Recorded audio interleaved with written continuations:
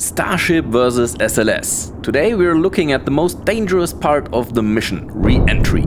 We're hitting the atmosphere at orbital or even lunar velocity, and we have to bleed off that energy without melting the spacecraft.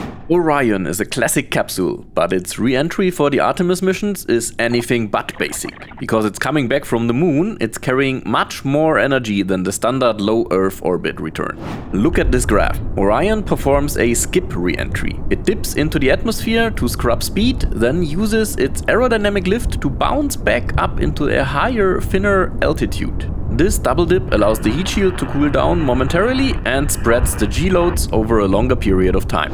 Starship takes a completely different approach. It doesn't skip, it surfs. By presenting its massive underbelly to the oncoming air, it creates a huge amount of drag very high up. If we look at the altitude and velocity curves here, you can see Starship stays in the upper atmosphere for a significantly longer duration. It's basically surfing the thin air to bleed off velocity before it ever reaches the thick, soupier parts of the atmosphere. This keeps the peak heating lower, which is vital to those reusable ceramic tiles. This is where the Firefly Mod really shines for Kerbal Space Program. Notice the difference in the plasma flow. On Orion, it's a concentrated, violent bow shock.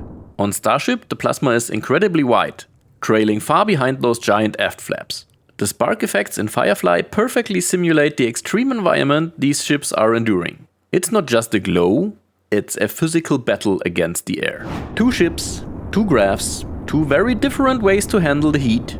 Orion skips to save the crew from G-forces, while Starship surfs to save its tiles for the next flight.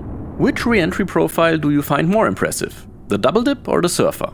Let me know in the comments. My personal favorite is the Starship re-entry, because it's kind of special compared to what you normally do in KSP, which is just a capsule doing normal re-entry. Don't forget to like and subscribe for more Kerbal Space Program deep dives.